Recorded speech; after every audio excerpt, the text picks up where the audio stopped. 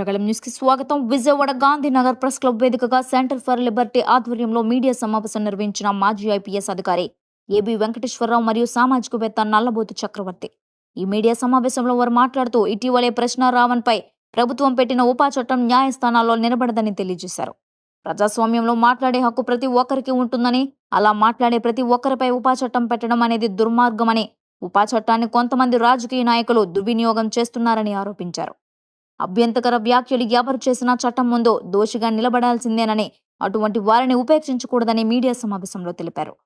ఈ కార్యక్రమంలో మాజీ ఐపీఎస్ అధికారి AB Venkateswararao, central for liberty Nallabothu Chakravarthi, సామాజికవేత్త శ్రీనివాస్ రెడ్డి తదితరులు పాల్గొన్నారు.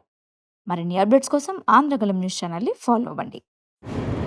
కొన్ని అసాధారణ పరిస్థితుల కోసం ప్రభుత్వాలు ఏర్పరచుకునే అత్యంత క్రూరమైన అసాధారణమైన చట్టాలని అటువంటి దేనికోసం అయితే ఉద్దేశించారో ఆ ఉద్దేశాల కోసమే ఉపయోగించాలి తప్ప పిచ్చుక మీద బ్రహ్మాస్త్రం లాగా చట్టం చేతిలో ఉంది కదా అని చెప్పి ఎవరి మీద పడితే వాళ్ళ మీద ఉపయోగిస్తే ప్రజల్లో భాగమైనటువంటి మేధావులకి, మీడియాకు, రాజకీయ నాయకులకి, ప్రజాస్వామ్యవాదులకి, ప్రజా సంఘాలకి మాట్లాడే హక్కుని కోల్పోతారు. అది మా ముఖ్యమైనటువంటి ఆందోళన. ఈరోజు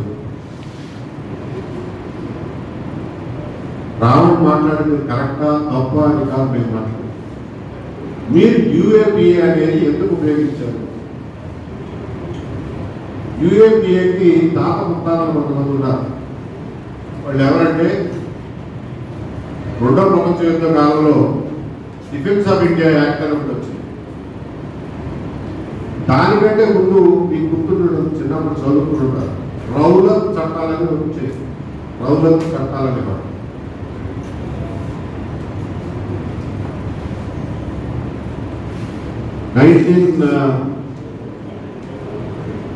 1919లో మొదటి ప్రపంచ యుద్ధం ముగిసిన తర్వాత రౌలత్ చట్టాలను పెట్టారు. అందులో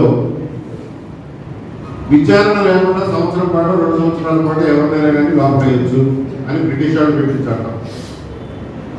ఆ రౌలత్ చట్టానికి వ్యతిరేకంగా మన దేశవ్యాప్తంగా ఎన్నో ఆందోళనలు జరిగినాయి. జలియన్ వాలాబాగ్ లాంటి మారణకాండ కూడా జరిగింది ఆ చట్టాలకు వ్యతిరేకంగా. ఆ తర్వాత సైమన్ కమిషన్ 1927లో వచ్చింది. దానికి వ్యతిరేకంగా కూడా ప్రజలందరూ రోడ్ల మీదకి వచ్చారు. ఎందుకు వచ్చారు ఆ రోజునంటే సైమన్ కమిషన్ బ్రిటిష్ వాళ్ళు భారతదేశానికి, భారతీయులకి పరిపాలనలో మరిన్ని హక్కులు, మరింత పాత్ర ఇవ్వడం కోసం 1919 మార్టిన్ షార్లెస్బర్గ్ రిఫార్మ్స్ తర్వాత 10 సంవత్సరాల తర్వాత రిఫార్మ్స్ చేయడానికి భారతదేశ పరిపాలనా విధానం సంస్కరించడానికి పెట్టినటువంటి ఒక కమిటీ సైమన్ కమిషన్ అనేది. కానీ ఆ కమిటీలో భారతీయులు ఎవరూ లేరు, అందరూ ఇంగ్లీష్ వాళ్ళే ఉన్నారు. మేమెవరూ లేకుండా మా గురించి, మా రిఫార్మ్స్ గురించి, మా సంస్కరణ గురించి నువ్వెలా నిర్ణయం చేస్తావు అన్న ఉద్దేశంతో దాన్ని వ్యతిరేకించాం. సైమన్ కమిషన్ వ్యతిరేకంగా జరిగినటువంటి పోరాటంలో లాలా లజపత్ రాయ్ అప్పట్లో ప్రముఖ నాయకుడు పంజాబ్లో, ఆయన్ని పోలీసులు కొట్టారు. కొడితే ఆయన బాగా పెద్ద దెబ్బ తగిలి హాస్పిటలైజ్ అయ్యాడు. అది చూసిన భగత్ సింగ్ అప్పట్లో యువకుడు రక్తం మరిగిపోయి ఈ ఇంగ్లీష్ వాళ్ళు ఇంత దుర్మార్గం చేస్తారా మన మీద అని చెప్పి భగత్ సింగ్ అప్పటికే 1925లో కమ్యూనిస్ట్ పార్టీ ఆవిర్భవించింది. మీకు గుర్తుండేవారు. 27లో సైమన్ కమిషన్, దాని వ్యతిరేకంగా ఆందోళనలు. భగత్ సింగ్ అప్పుడు ఒక విప్లవకారుడు అయ్యాడు. పొగపాంపులు పట్టుకుని పార్లమెంట్లో పొగపాంపులు వేశాడు. ఎవరిని చంపడానికి ఉద్దేశించింది కాదు. ఆ పాంపులు వేసి ఎవరు చచ్చిపోరు. బ్రిటిష్ వాళ్ళలో బ్రేక్ కనెక్ట్ చేయడం కోసం, భారతీయుల నిరసన వ్యక్తం చేయడం కోసం వేసిన పొగపాంపులు. కానీ దాన్ని దేశద్రోహం కింద అప్పటి బ్రిటిష్ పరిపాలనని ఓర్చడం కోసం చేసిన దేశద్రోహ నేరం కింద భగత్ సింగ్ ఉరి తీశారు. అదంతా వాటికి మనం భగత్ సింగ్ స్మరించుకుంటాం. ఆ తర్వాత రెండవ ప్రపంచ యుద్ధం వచ్చింది. ఆ టైంలో డిఫెన్స్ ఆఫ్ ఇండియా యాక్ట్ అని చెప్పి పెట్టారు. అది కూడా అత్యంత క్రూరమైన చట్టం. ఎవరు బట్టి వాళ్ళు లోపల వేయచ్చు, ఏళ్ల తరబడి విచారణ ఉండదు. స్వాతంత్రం వచ్చిన తర్వాత మన వాళ్ళు ఆ బ్రిటిష్ వాళ్ళు పెట్టిన చట్టాలన్నింటినీ యథాపథంగా ఉంచేశారు, ఏం మార్చలా. అంటే ఆ చట్టాల మూలంగా మనం తల్లు తిన్నామే అని చెప్పి ఆ చట్టాలను మార్చడానికి కూడా ప్రయత్నం చేయాలి, ఆ చట్టాలను తీసేయడానికి కూడా ప్రయత్నం చేయాలి. అవే చట్టాలను భారతీయ మీద వెళ్ళడం మొదలెట్టారు. సరే, కాలక్రమేణా ఎమర్జెన్సీ టైంలో ఇందిరాగాంధీ గారు maintenance of internal security act MISA చట్టం అని చెప్పి పెట్టారు. ఆ మీసా చట్టం కింద అపోజిషన్ లీడర్స్ అందరినీ లోపల పడేశారు. అది కూడా ఒక భయంకరమైన నల్ల చట్టం. జనతా పార్టీ అధికారంలోకి వచ్చిన తర్వాత ఆ మీసా చట్టాన్ని రద్దు చేసింది. కానీ ఆ తర్వాత ఖలిస్తాన్ ఉగ్రవాదం, టెర్రరిజం, జమ్మూ కాశ్మీర్ ఉగ్రవాదం, విమానాలు హైజాక్ చేయడం, అలాగే మావోయిస్ట్ కార్యక్రమాలు పెరగడం వల్ల టాడా అని ఒక చట్టం పెట్టారు. అది కూడా ఒక భయంకరమైన చట్టం.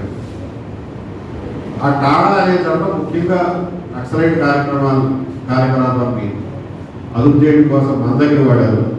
పంజాబ్లోనేమో ఖలిస్తాన్ తీవ్రవాదం కోసం వాడారు. కాశ్మీర్లోనేమో జేఎంకే మిలిటెన్సీ గురించి వాడారు. అది కూడా ఎంత మిస్యూజ్, దుర్వినియోగానికి పాల్పడిందంటే మేమందరం పోలీస్ ఆఫీసర్గా ఉద్యోగం చేశాం కాబట్టి చెప్తున్నాం. ఈవెన్ గ్రామంలో ఉండే ఒక చిన్న సైజు మిలిటెంట్ మీద కూడా టాటా యాక్ట్ పెట్టి లోపలికి పంపించేవాడు. వాడు మాకు నెలల తరబడి, సంవత్సరాల తరబడి జైలులో ఉండేవాడు. పేదవాళ్ళు వాడికి ఆ బెయిల్ తెచ్చుకోవడానికి, లాయర్కి డబ్బులు ఆడడానికి కూడా డబ్బులు ఉండేవి. ఇది పెట్టేయిపోయి ఒక టైంలో పివి నరసింహారావు ప్రైమ్ మినిస్టర్గా ఉండగా టాటా మీద పెద్ద ఎత్తున ప్రజల్లో నిరసన వచ్చింది. ఇది మరీ మిస్యూజ్ అయిపోతుందంటే దీన్ని తీసేయాలి. సరే, మొత్తానికి పివి నరసింహారావు టైంలోనే దాన్ని టాటాని రద్దు చేశారు. సుప్రీంకోర్టు కూడా ఒక స్టేజ్లో ఇది అన్కాన్స్టిట్యూషనల్ అని చెప్పి తీర్పిచ్చింది.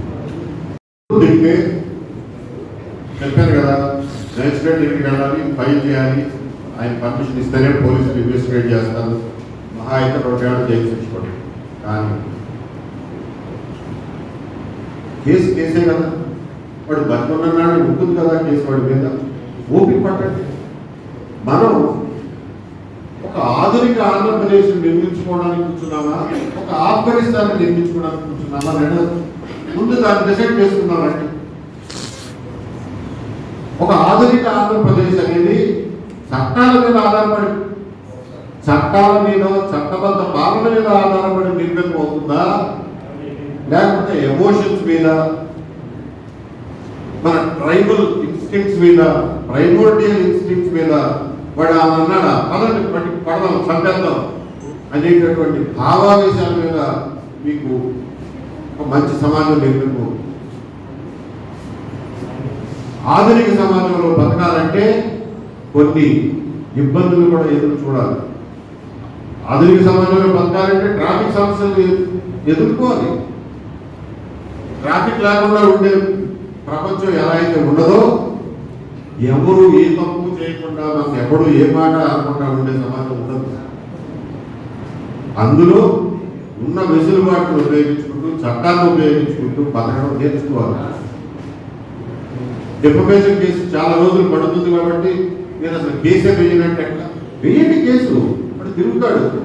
నేను 2000 సంవత్సరంలో ఒక డిఫమేషన్ కేసు వేస్తే వాళ్ళు ఎక్కడో తిరిగారు. 2008 సంవత్సరం వచ్చేసరికి ఎవరి ద్వారా కేసు నడుస్తూనే ఉంది. నేనేం కోర్టుకోవటంలా, కానీ అది వాళ్ళ మెడ మీద కత్తిలాగా వేలాడుతూనే ఉంది.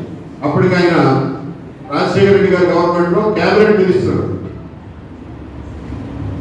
ఆయన ఎవరి ద్వారా రాయబారం పంపించి, బాబు తప్పైపోయింది, నేను చేసింది, క్షమాపణ కోరుకుంటాను, ఆయన కేసు విత్డ్రా చేసుకోమని అని చెప్పి నా దగ్గరికి రాయబారం పంపించారు. పేరు చెప్పారు. కానీ పంపిస్తే అన్కండిషనల్ గా బేషరతుగా క్షమాపణ రాసి ఎఫిడవిట్ వేయమనంటే కోర్టులో అప్పుడు కేసు విత్డ్రా చేసుకుంటాను. నేను చెప్పినట్టుగానే ఎఫిడవిట్ వేశాడు, నేను కేసు విత్డ్రా చేసుకున్నాను, అయిపోయింది. అది చాలా. కాబట్టి చట్టపరంగా పోదాం. 2 ఏళ్ళు కాబట్టి 20 ఏళ్ళు పక్కనివ్వండి. That's a civilised way of behaving. Any other question? మతాలను కించపరిచేలాగా ఎవరైనా మాట్లాడి ఊరుకోవచ్చా అని అంటారు. ఏమాత్రం ఊరుకోవాల్సినటువంటి అవసరం లేదు. ఎవరైనా సరే మతాన్ని కించపరిచే రకంగా మాట్లాడితే దానికి కూడా క్లియర్గా సెక్షన్ ఉంది. ఇప్పుడు బిఎన్ఎస్లో 299, పాత ఐపీసీలో 295A అనే సెక్షన్. అది కూడా promoting insult to religion or religious beliefs with intent to outrage religious feelings. దానికి కూడా శిక్ష 3 సంవత్సరాలు. దానికి ఎందుకు కేసు పెట్టు? ఇంకొకటి ఉంది 196 BNS, promoting enmity between groups on grounds of religion. మరి అసలు ఈ సెక్షన్ పెట్టలా, ఎందుకు పెట్టలేదో తెలియదు. రావణ్ రిమాండ్ రిపోర్టు ఈ సెక్షన్ లేదు. మీరు చెప్పిన దాని ప్రకారం ఈ సెక్షన్ కూడా 196 ఎందుకు పెట్టలేదో నాకు తెలియదు. 197 ఇవన్నీ పెట్టారు. నేను చెప్పదలుచుకున్నది ఒకటే, నేను ఇక్కడ చట్టం మీద లెక్చర్ ఇవ్వడానికి కాదు ఈ మీటింగ్ పెట్టాను. సోషల్ మీడియాలో ఖచ్చితంగా కొంతమంది ఏమో ఒక పద్ధతి ప్రకారం, కొంతమంది ఏమో పని పాట లేక కులాల మీద, మతాల మీద, ప్రాంతాల మీద ఒకళ్ళ మీద ఒకళ్ళ విషయాలు చెప్పుకుంటూ కంప్లీట్గా టైం వేస్ట్ చేసుకుంటున్నారు. రాష్ట్రంలో ఉన్న ప్రజల యొక్క మెదళ్ళని చెడగొడుతున్నారు. దానివల్ల ఎవ్వరికి వచ్చే ఉపయోగం ఏమీ లేదు. సునకానందం అంటారు. నేను సునకానందం తప్ప ఏం ఉపయోగం లేదు. ఇలా ఒకళ్ళు రెచ్చగొట్టే మాటలు మాట్లాడటం, దానికి 10 మంది సమాధానం ఇవ్వడం, ఆ ఇచ్చిన సమాధానంలో మళ్ళా ఒకటి బూతులు మాట్లాడటం, వాడి మీద ఇంకొక 10 మంది పడిపోవడం, ఇది పని లేని పనికి మాలిన చేస్తున్నారు. అలాగే కొన్ని రాజకీయ పార్టీలు కూడా వీటిని ప్రోత్సహిస్తున్నాయి, ఫైనాన్స్ చేస్తున్నాయి. కొంతమందిని ఇదే పనిలో పెట్టి ఈవెన్ కొన్ని యూట్యూబ్ ఛానళ్ళని ఫైనాన్స్ చేసి మరి ఇదే పనిలో పెడుతున్నాయి. ఈ విషయం ఈ యూట్యూబ్ ఛానల్ వీక్షకులు, ప్రజలు అందరూ గమనించాల్సిందిగా కోరుతున్నారు. మేము భావ ప్రకటన స్వేచ్ఛకి కట్టుబడి ఉన్న వాళ్ళం కాబట్టి ఈ యూట్యూబ్ ఛానల్ బ్యాన్ చేయమనో, వీళ్ళ మీద నియంత్రణ పెట్టమనో, లైసెన్సులు తీసుకోమనో మేము అడ్వకేట్ చేయం. ఎవరి ఇష్టం వచ్చింది వాటిని చేసుకొనియండి. కానీ వినేవాడు లేకపోతే, ప్రేక్షకుడు లేకపోతే ఏ యూట్యూబ్ ఛానల్ నడవదు. ఎంత డబ్బులు ఇచ్చినా అది వృధా ప్రయాస, గంగలో పోసినట్టు. కాబట్టి ప్రేక్షకుల విజ్ఞత, ప్రజల విజ్ఞత మీద దీన్ని వదిలేస్తున్నాం. ప్రజలు చాలా జాగ్రత్తగా విజ్ఞతతో ఆలోచించారు. ఏ చర్చల వల్ల సమాజం బాగుపడుతుంది, సమాజానికి ఉపయోగం, సమాజానికి అవసరం అనేది గమనించుకోండి తప్ప ఏది పడితే అది, ఏ విషయాన్ని పడితే మీద ఆ విషయం మీద రోజుల తరబడి సోషల్ మీడియాని కలుషితం చేయలేదని చెప్పి ప్రజలందరికీ విజ్ఞప్తి చేస్తున్నాను. సరే, ఈ బ్రతుకు తెరువు కోసం ఏదో పొలిటికల్ పార్టీల ఫైనాన్సింగ్, ఫండింగ్తో నడిచే యూట్యూబ్ ఛానల్ వాళ్ళ పెళ్ళం బ్రతుకు తెరువు కోసం వాళ్ళు ఏదైనా చేసుకుంటుంటే దాన్ని నేనేం ఆపలేదు. ప్రభుత్వాన్ని ఆపమని కూడా చెప్పను. ఎందుకంటే భావ ప్రకటన స్వేచ్ఛలో భాగం.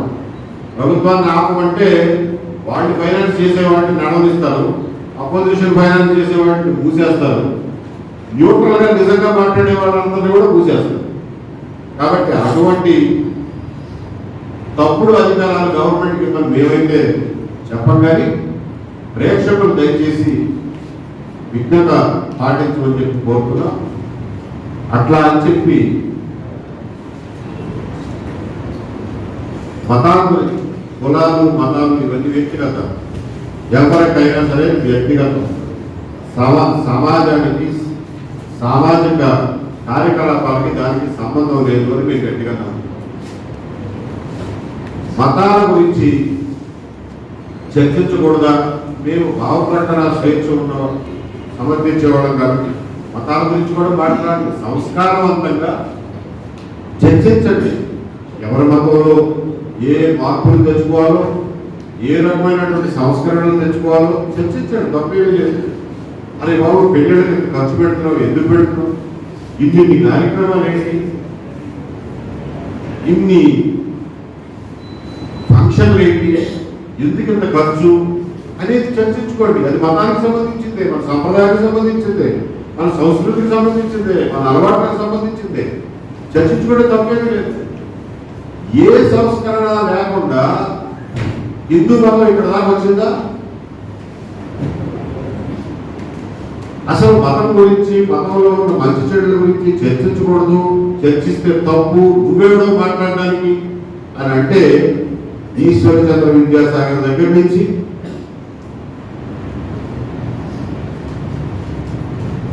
రామకృష్ణ పరమహంస దగ్గర నుంచి, వివేకానందుడి దగ్గర నుంచి, గురజాడప్పారావు దగ్గర నుంచి, కందుకూరి వీరేశరెడ్డి దగ్గర నుంచి, నార్ల వెంకటేశ్వరరావు దగ్గర నుంచి, రంగనాయకుడి దగ్గర నుంచి, త్రిపురేని రామస్వామి దగ్గర నుంచి వీళ్ళందరూ రోడ్లు ఊహించితే మనం ఇక్కడ వరకు వచ్చేవాళ్ళమా? ఈ మాత్రమైనా సంస్కరించబడేవాళ్ళమా? బాల్య వివాహాలని, సతీ సాధనాలని దాటుకుని ఇక్కడ దాకా వచ్చేవాళ్ళమా? మా మతం గురించి నువ్వెవడో మాట్లాడడానికి, మా మతాన్ని గురించి సమాధానం డాక్టర్ అని అంటే అవన్నీ ఆగేవా? ఆ దురాచారాలు ఆగేవా? ఎవరి మీద పెడతావు? యూఏపీఏ మిగిలిన సెక్షన్లు పెట్టారు కదా, 147, 148, 157, 192, 197, 352. అందులో అవేమి యూఏపీఏకి సంబంధించినవి కాదు, అవన్నీ బిఎన్ఎస్కి సంబంధించి. సరే, యూఏపీఏకి సంబంధించి అయితే ఇందులో మెటీరియల్ లేదు అనేది చెప్పగలం. లేదు, రేపు ఇన్వెస్టిగేషన్లో మేము ఏదో తెస్తాము అని అంటారా? సరే, మేమే కాదలేము, అవుతుంది. పోతే ఇంకొక విషయం, హిందూ మతాన్ని కించపరిచే విధంగా, సనాతన ధర్మాన్ని కించపరిచే విధంగా ఇతను మాట్లాడాడు అని చెప్పి కొన్ని ముక్కలు ఇందులో ఉదాహరించారు. ఆ వీడియో ఎక్కడ దొరుకుతుందా అని చూస్తే అది కూడా యూట్యూబ్లో ఎక్కడ దొరకడం. వీళ్ళు రాయడమేమో కొన్ని వీడియోలు ఆయనే డిలీట్ చేశారని అన్నారు. నాకు మిగిలిన వాళ్ళు చెప్పింది ఏంటంటే, ఆ వీడియో నవంబర్ 25లో పబ్లిష్ అయినప్పుడు చాలా మంది దాని మీద రిపోర్ట్లు కొట్టారు. దానివల్ల యూట్యూబ్ వాళ్ళే దాన్ని డౌన్ చేసేసారు, డిలీట్ చేసేసారు. అది దొరకడం లేదు, మా దగ్గర కూడా లేదు అన్నారు. ఎవరన్నా అప్పట్లో డౌన్లోడ్ చేసుకుంటే వాళ్ళ దగ్గర ఉంటుంది, చూడండి. ఏదేమైనప్పటికీ కూడా నిన్న ఒక ఎక్స్ప్లెనేషన్ చూసింది ఏంటంటే, వీళ్ళు పెట్టిన ముక్కలు అతికిచ్చి పెట్టిన ముక్కలు. యాక్చువల్గా రావణ్ ఒక సుదీర్ఘమైనటువంటి ఉపన్యాసంలో రాధా మనోహర్ దాస్ అనే ఆయన మాట్లాడిన దానికి జవాబుగా మాట్లాడిన విశ్లేషణలో కొన్ని ముక్కలను తీసుకుని వాటిని అతికిచ్చి ఎవరు చూసారా హిందూ మతాన్ని పెద్ద మాట్లాడాడు అని చెప్పి అన్నారు. కానీ నిన్న నేను చూసిన దాంట్లో రాధా మనోహర్ దాస్ చేసినటువంటి, వేరే మతం గురించి చేసినటువంటి అనవసరపు ప్రసంగం, తప్పుడు ప్రసంగాన్ని తప్పుపడుతూ, బాబు నువ్వు అట్లా అంటున్నావు, ఎవరైనా హిందూ మతం గురించి ఇలా అంటే ఎలా ఉంటుంది, నీకు ఎంత బాధగా ఉంటుంది, హిందువులకి ఎంత బాధగా ఉంటుంది, హిందువులను ఆ ఇంకొక మతం వాళ్ళు కొట్టు సావరా,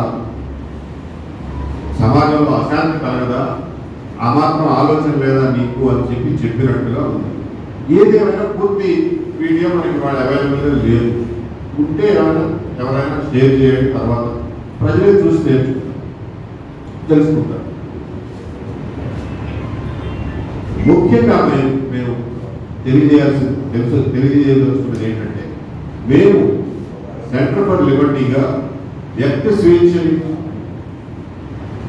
అత్యంతంగా గౌరవించే మనుషులుగా భావ ప్రకటన స్వేచ్ఛ, freedom of expression, freedom of speech కంప్లీట్గా ఏ అడ్డంకులు లేకుండా భావ ప్రకటన స్వేచ్ఛ మనుషులకు ఉండాలి అని గట్టిగా నమ్మే మనుషులు, దానికోసం పోరాడే మనుషులు. నా రాజకీయాలు, నా రాజకీయ భావాలు, నా తాత్విక భావాలు అన్నీ కూడా భావ ప్రకటన స్వేచ్ఛకి అనుకూలమైనవి. మీరు ఇంకా వచ్చే ప్రశ్నలు కూడా ఊహించి మనిషి. తర్వాత ఇంకొక విషయం చెప్పి ముగిస్తాను. రావణ్ మీద పెట్టిన 4 కేసుల్లోనూ బెయిల్ వచ్చింది. ఎందుకు వచ్చింది బెయిల్? అవన్నీ బెయిలబుల్ అఫెన్సెస్ కాబట్టి, 2 ఏళ్ళు 3 ఏళ్ళు శిక్షలు ఉండే సెక్షన్లు కాబట్టి బెయిల్ వచ్చింది. ఏ జడ్జి అయినా బెయిల్ తప్పదు. 4 పోలీస్ స్టేషన్ల చుట్టూ తిప్పి, 4 కోర్టు చుట్టూ తిప్పి, 4 సార్లు బెయిల్ తీసుకున్న తర్వాత అప్పుడు యూఏపీఏ గుర్తొచ్చి ఎప్పుడో పాత వీడియో ఒకటి తీసి అందులో కొన్ని ముక్కల్ని తీవ్రవాదాన్ని సమర్థించేదానిగా, లేకపోతే వారికి ఊతమిచ్చేలాగా, ఎఫెక్ట్మెంట్ చేసేలాగా ఉంది అని చెప్పి ఈ కేసు పెట్టారు. అసలు ఈ 4 కేసులు ఏంటయ్యా అంటే, ఏలూరులో దళిత క్రిస్టియన్లు పెట్టుకున్న ఒక మీటింగ్లో రావణ్ మాట్లాడిన మాటల గురించి పెట్టిన కేసు. అది కూడా నేను ఎవరినో అడిగి తెప్పించుకుని 8 నిమిషాల దాకా ఉంది అది వీడియో, అది మొత్తం విన్నా. అందులో రావణ్ మాట్లాడిన మాటల్లో కొన్ని సంస్కారహీనంగా ఉన్నాయి.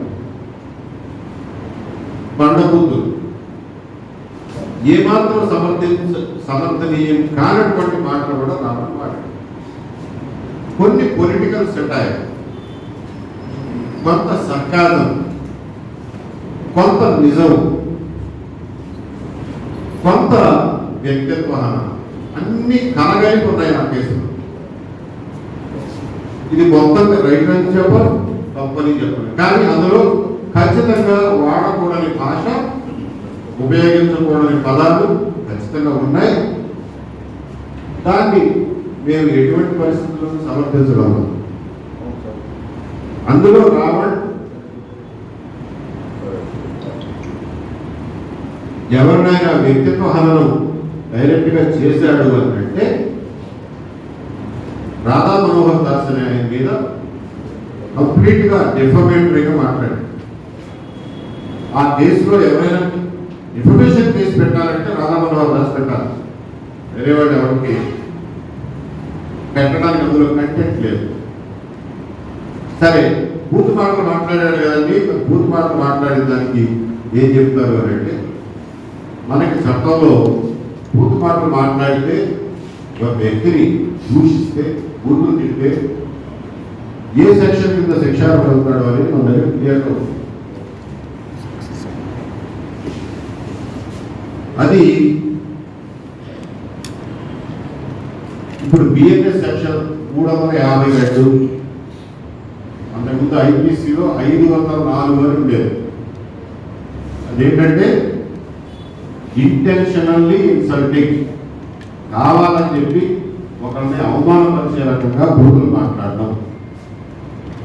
కాకపోతే దానికి శిక్ష, మ్యాక్సిమం శిక్ష 2 సంవత్సరాలు.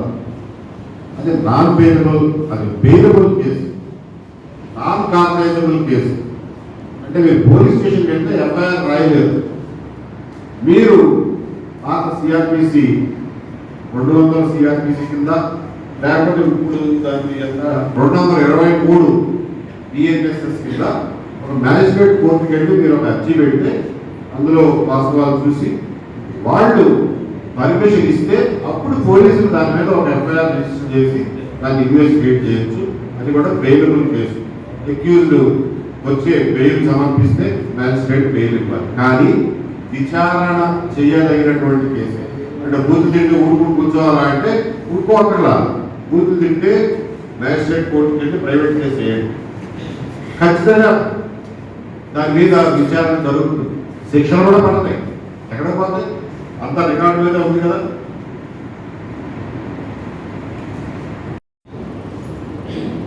2014 నుంచి యుఏపిఏ విస్తృతంగా విరివిగా వాడటం మొదలెట్టారు.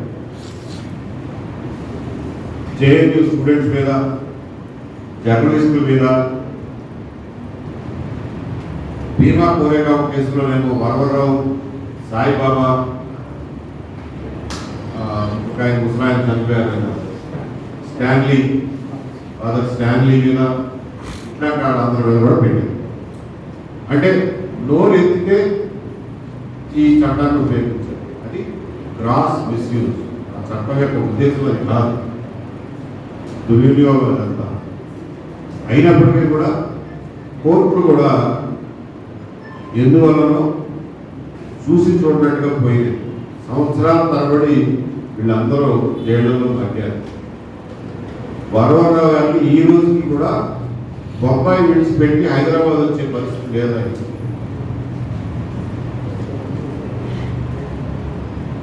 ఆయన తీవ్రమైన అనారోగ్యంతో ఉన్నాడు. అయినా సరే సొంత ఇంట్లో చివరి రోజులు గడిపే అవకాశం కూడా ఆయనకి లేకుండా కండిషనల్ బెయిల్లో బొంబాయిలోనే కూర్చోబెట్టి, నేను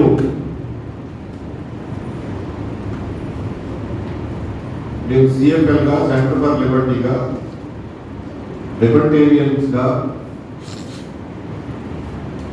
స్వేచ్ఛావాదులుగా, వ్యక్తి స్వేచ్ఛావాదులుగా, పెట్టుబడిదారీ విధానం సమర్థకులుగా మేము కమ్యూనిజాన్ని ఒక ఐడియాలజీగా, ఒక భావవాదంగా,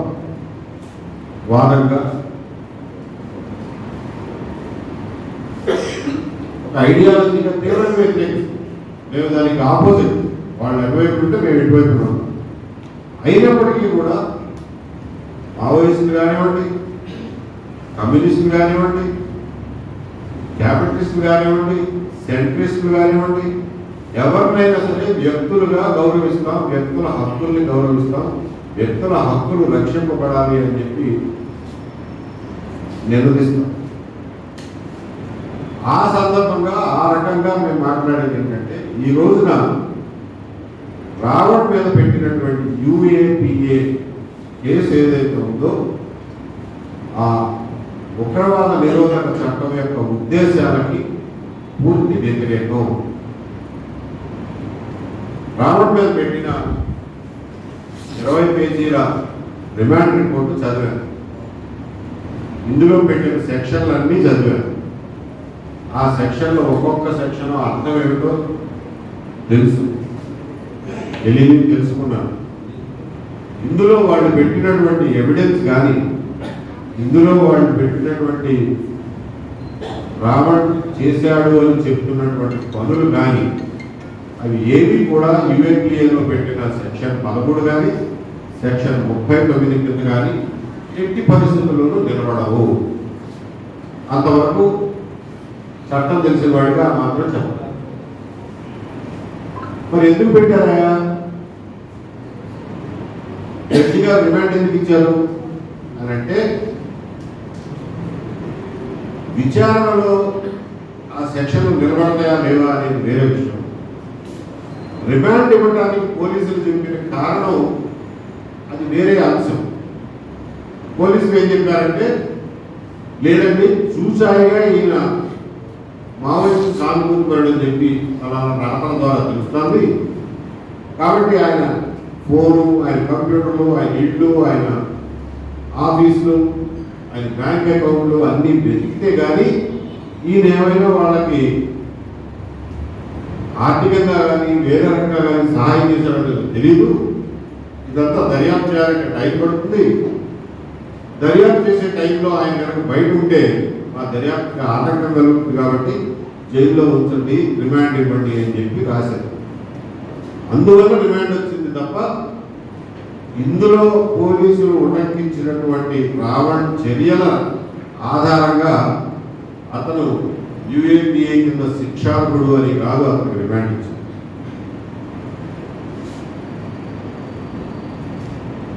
ఇక వీళ్ళు రిమాండ్ రిపోర్ట్లో ఉల్లంఘించినటువంటి 2 ముఖ్యమైన విషయాల గురించి మాట్లాడతారు. ఒకటి, రావణ్ 10 నిమిషాల వీడియోకి వాయిస్ ఓవర్ ఇచ్చాడు. వెనకాల నుండి వాయిస్ ఓవర్ ఇచ్చాడు. రాసింది వేరే వాడుట, వాయిస్ ఓవర్ ఇచ్చాడు. అందులో కొన్ని ముక్కలు కత్తిరించి దాన్ని ఇందులో రాశారు. 10 నిమిషాల సారాంశం రాయగా ముక్కలు కత్తిరించి రాశారు.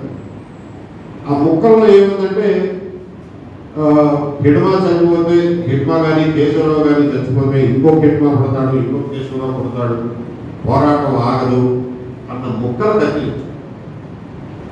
మీరెవరైనా కానీ మీరందరూ చదువుకున్నవాడు కాబట్టి ఆ 10 నిమిషాల వీడియో రిమాండ్ రిపోర్ట్లో ఉంది. ఇది వాళ్ళ సోషల్ మీడియాలో దొరుకుతుంది. ఆ లింకులోకి వెళ్ళి చూస్తే ఆ 10 నిమిషాల్లో ఆ రాసిన వారు ఎవరో తెలియదు కానీ వాయిస్ ఓవర్ ఇచ్చింది రావడం.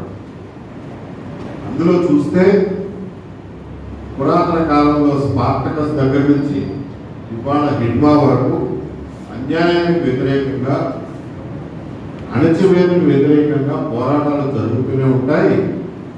అందులో ఒకడు స్పార్టకస్ కావచ్చు, ఇంకొకడు ఇంకొక పేరుతో కావచ్చు, ఇంకొకడు భగత్ సింగ్ కావచ్చు, ఇంకొకడు హిడ్మా కావచ్చు, ఇంకొకడు కేశవరావు కావచ్చు. పోరాట రూపాలు మారవచ్చు, ఆయుధాలు మారవచ్చు, ప్రదేశాలు మారవచ్చు, వ్యక్తులు మారవచ్చు, కానీ పోరాటం కొనసాగుతూనే ఉంటుంది అని చెప్పి అది సారాంశం ఆ 10 నిమిషాల్లో. అందులో ఎక్కడా కూడా నేను మావోయిస్టు సానుభూతి పడ్డాను, లేకపోతే మావోయిస్టుల్లో చేరండి అని చెప్పి పిలుపునివ్వడము, లేకపోతే మావోయిస్టులకు నేను సహాయం చేస్తున్నానని చెప్పడము, అసలు ఈ సెక్షన్ 13, 39కి సంబంధించిన ఇంగ్రీడియంట్స్ అంటారు. ఇంగ్రీడియంట్స్ ఎక్కడ లేవు. అదొకటి ప్రేక్షక మహాశయులకి అలాగే మీడియా మిత్రులకు కూడా తెలియజేస్తుంది. చేతుల మీద బొమ్మని ఆటోల వెనకాల, టీషర్ట్ల మీద, క్యాప్ల మీద పెట్టుకునే వాళ్ళ యూఏపీ పెడతావా? రామాయణ కల్పవృక్షం రాసిన విశ్రాంతి సత్యనారాయణ మీద పెడతావా? రామాయణ విశ్వవృక్షం రాసిన రంగనాయకుడి మీద పెడతావా? బాంబును చూసి పేరు పెడితే అది ఎప్పుడు నీ గుండెల్లోనే పేరుతుంది అన్న అలిశెట్టి ప్రభాకర్ మీద యూఏపీ పెడతావా? నక్సలైట్ వెసులుబాటు కలిగిస్తామని చెప్పి వాళ్ళ మీద ఒక నిషేధాన్ని తొలగించిన చెన్నారెడ్డి మీద పెడతావా? నక్సలైట్ చర్చలకు ఆహ్వానిస్తున్నామని చెప్పి 2004లో ఎలక్షన్ ప్రామిస్ చేసి చర్చలకు ఆహ్వానించి సీజ్ ఫైర్ చేసి వాళ్ళకు కొన్ని రోజులు కొంత వెసులుబాటు ఇచ్చినటువంటి వైఎస్ రాజశేఖర రెడ్డి గారి మీద యూఏపీ పెడతావా? మళ్ళా తిరిగి వాళ్ళ మీద నిషేధం విధించినటువంటి అదే రాజశేఖర రెడ్డి గారి మీద పెడతావా? ఎంతమంది మీద పెడతావు యూఏపీ? నక్సలైట్ల గురించి మాట్లాడితేనే యూఏపీ కేసు పెడతావా?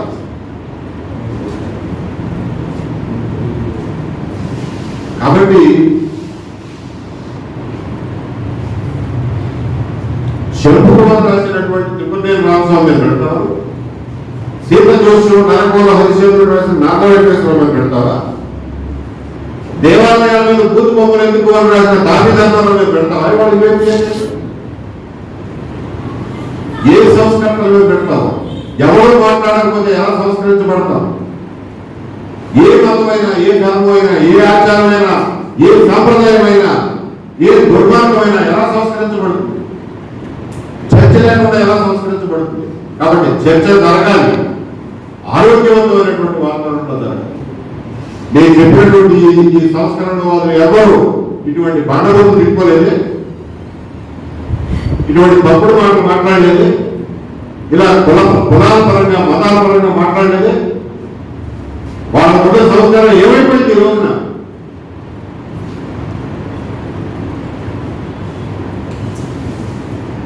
ప్రపంచంలో ఎన్నో విశిష్టతలు ఉన్నటువంటి తెలుగు భాష ఈ రోజున కూతురికి ఎందుకు పరిగెత్తు అవుతుంది?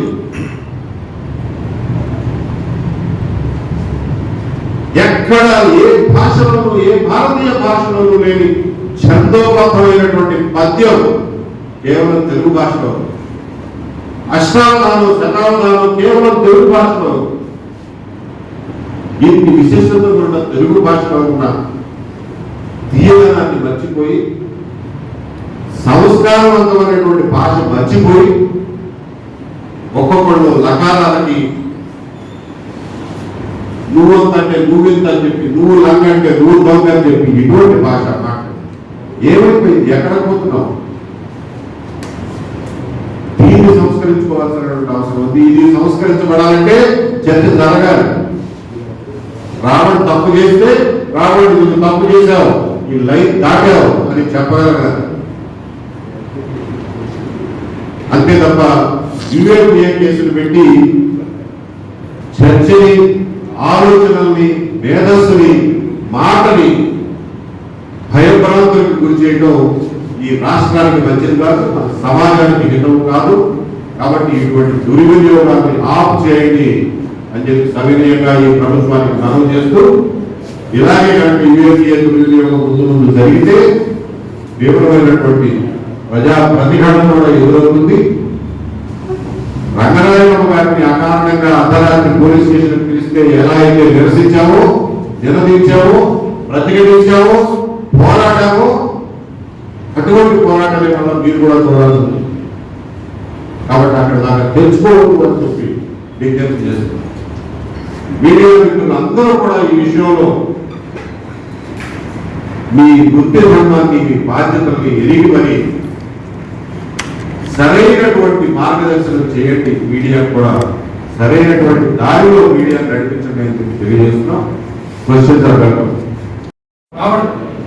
మాట్లాడిన వీడియోలు బాగా వైరల్ అయ్యి అందరం చూసి ఎవరి మాటను సమర్థించాం, అన్న మాట చూసాక సమర్థించేవాడు ఎవరు లేదు. మేము ఆ మాటని సంపూర్ణంగా ఖండిస్తాం. ప్రత్యేకంగా మత విశ్వాసాలకు సంబంధించి ఆయన చేసిన వ్యాఖ్యలు అత్యంత అభ్యంతరంగా, సభ్య సమాజంలో ఉన్న వాళ్ళు ఎవరు కూడా సమర్థించారు. ఇక రెండో విషయం, సెంటర్ ఫర్ లిబర్టీ మా సంస్థ, మీ సభ్యులు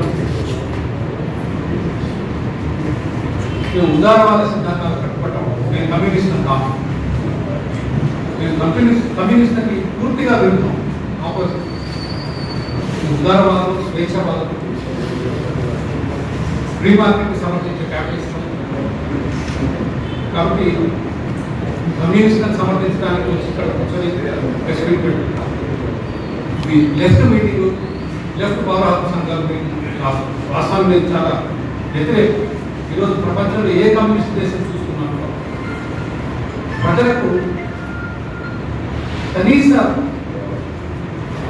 హక్కులు ఉన్న దేశాలు మనకు ఎక్కడ కనిపిస్తుంది. భావప్రకటన స్వేచ్ఛ, కమ్యూనిస్ట్ దేశాలు అక్కడ ప్రభుత్వాలు వ్యతిరేకంగా మాట్లాడిన వాళ్ళు జైళ్ళలో మన అనుభవం క్యూబాలో చూస్తే, సోషలిస్ట్ వెనుజువేలాలో చూస్తే, ఇప్పుడు నార్త్ కొరియాలో చూస్తే, చైనాలో చూసినప్పుడు మనకు అనిపిస్తుంది. ఇక్కడ మావోయిస్ట్ గురించి చాలా చర్చలు జరుగుతున్నాయి. యూట్యూబ్ వీడియోలో మనం చూసాం. పూర్తిగా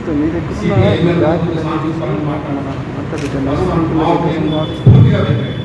మావోవాదంలో చైనాలో దాదాపు 3 కోట్ల మంది ప్రజలు చనిపోవడం ప్రపంచంలోనే అతిపెద్ద విశాలమైన చరిత్ర.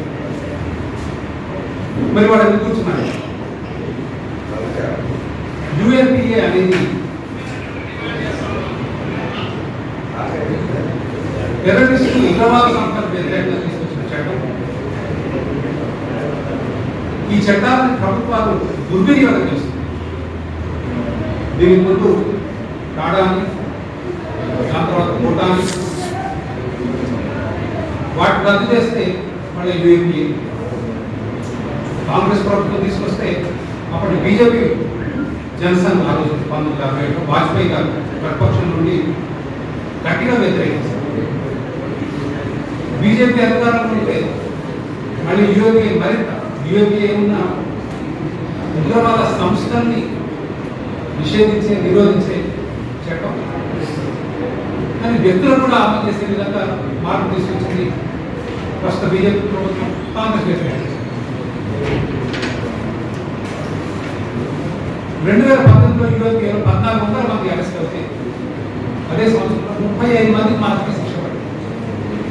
1400 మంది అరెస్ట్ అయితే 35, 2019లో 1900, 34, 2020లో 1300, 80 మంది, 2021లో 1662, మన చివరిగా ఉన్న గణాంకం యూఏపీ అరెస్ట్ అయిన వాళ్ళు 2600 మంది, 2020 46 మంది కన్విక్ట్ అయ్యారు. ఈ లెక్క రావడం యూఏపీలో కన్విక్ట్ కావడం అసాధ్యం, దాదాపు అసాధ్యం. అట్లాంటప్పుడు ప్రభుత్వం ఈ కేసు కొంచెం సైలెన్స్ ప్లీజ్. ఎన్నో చట్టాలు ఉన్నాయి ప్రభుత్వాలు. ఆ చట్టాలు అరెస్ట్ చేయొచ్చు, మత విశ్వాసాలు తెచ్చుకుంటాయి. నేషనల్ ఇంటెగ్రిటీ అంటే దేశ విషయానికి సంబంధించిన ఉపన్యాసాలు ఇచ్చడం, సమర్థించడం, ఎన్నో చట్టాలు. ఎందుకు యూఏపీ ఏంటి అంటే చట్టపరంగా ఒక పేర్లు వస్తాయి. బిఎన్ఎస్ చట్టాలు ఆధారంగా తీసుకుని పేర్లు ఇస్తామని చూస్తాం. యూఏపీఏ అంటే పేర్లు అంటే భారత్లో జడ్జి, జ్యూరీ, ఎగ్జిక్యూషన్ ఎవరు జైల్లో ఉండాలి, ఎవరు బయట ఉండాలని నిర్ణయించడానికి ఈరోజు యూఏపీఏని దుర్వినియోగం చేస్తుంది. అది ప్రధానమైన అంశం. మరి మనందరి గురించి ఆలోచించాలి అంటే ఈరోజు రావణ్ నాటికి ఎత్తి మీద కేసు పెట్టారు యూఏపీ కేసు. రేపు మీ మీద పెట్టారు. ఎటువంటి ఆధారం లేకుండా పెడతాం. ఎందుకంటే కేసు పెట్టగానే అరెస్ట్, కోర్టును బెయిల్. దానికి యూపీలో యోగి గారు ముఖ్యమంత్రి అయినప్పుడు అక్కడున్న లాలెస్నెస్ సిచ్యువేషన్, చట్టానికి వ్యతిరేకంగా ఎన్నో రకాల కార్యకలాపాలు జరుగుతున్నాయి. ఆయన పోలీస్ కోసం చాలా గట్టిగా ఉపయోగించారు. పిచ్చి పిచ్చిగా ఎన్కౌంటర్ చేశారు. దాంట్లో చాలా మంది రౌడీలు చనిపోయారు. ఈరోజు యూపీలో పరిస్థితి 34,000 అరెస్టులు జరిగితే 17,000 ఎన్కౌంటర్. అంటే every other arrest is encounter. 34,000 arrest జరిగితే 17,000 ఎన్కౌంటర్, 11,000 మందికి గాయాలయ్యారు. మనం ఉదాసీనంగా ఉంది. ప్రభుత్వానికి ప్రజలను శిక్షించే హక్కు మనం పాలకులకు ఇస్తాం. న్యాయ వ్యవస్థ నుంచి తీసుకుని పాలకులకు ఇస్తాం. ఇది జరిగే పరిస్థితి.